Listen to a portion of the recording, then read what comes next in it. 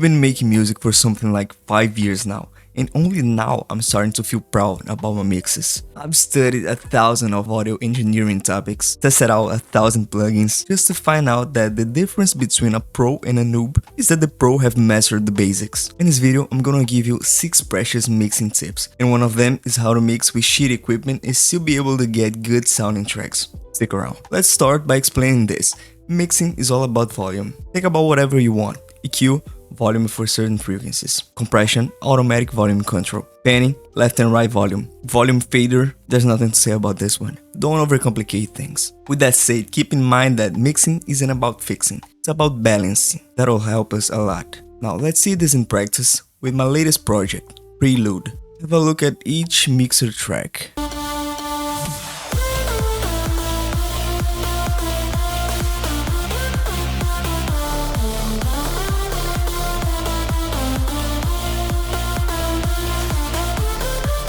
See how little I mess with the sounds, except for the main elements such as leads, mid-basses and vocals, which I normally tend to give more attention. That's my first advice for you. Keep your mixer as clean as possible. Make only needed moves. That'll save you time, mental load and CPU usage. If you feel the need to add a bunch of plugins to fix a sound, consider changing it.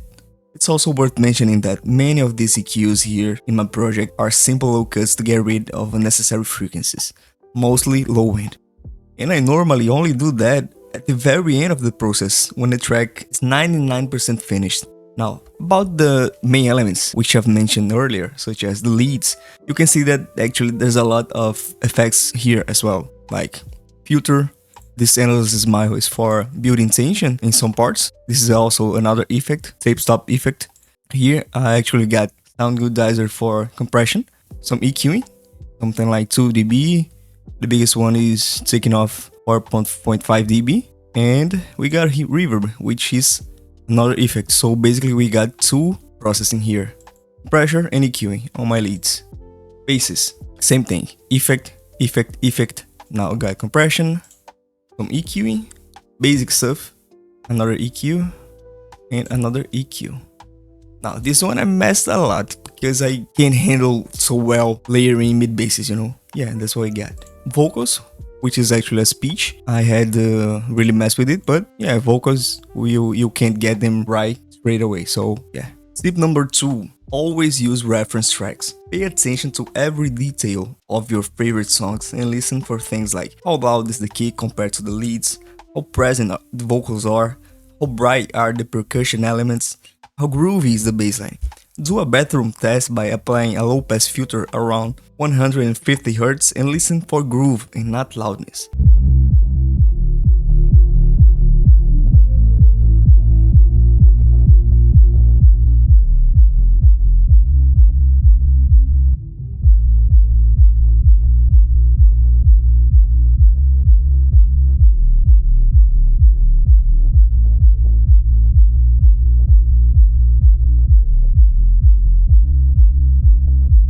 When you use reference tracks, you're literally aiming a successful mix.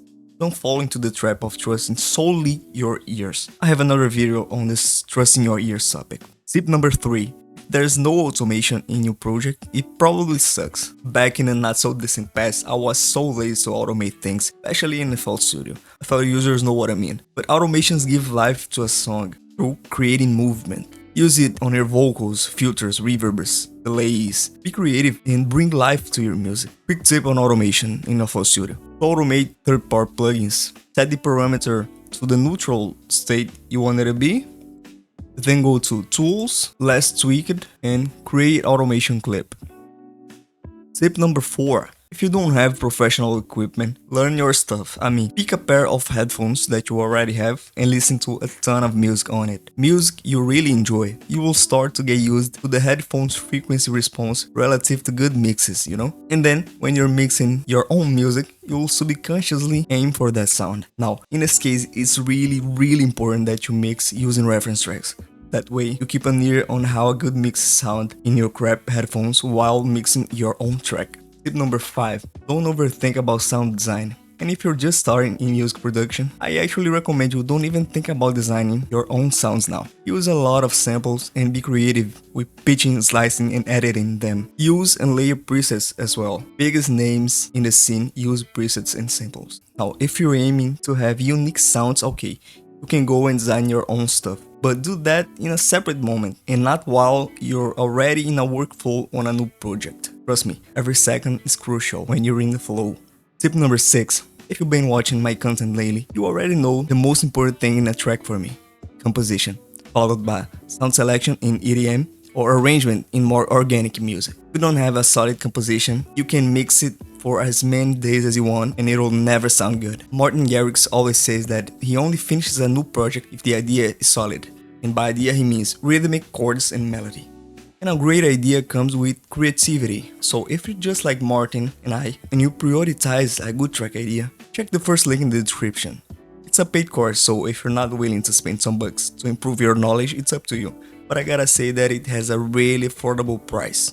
If you're willing to increase your compositions by learning more about harmony, orchestration, percussion, recording studio sessions, multi-instrumentalism, different styles, etc., I highly recommend you go check it out. This course is being built under the premise that creativity and versatility are the keys to distinction, quality, and brilliance.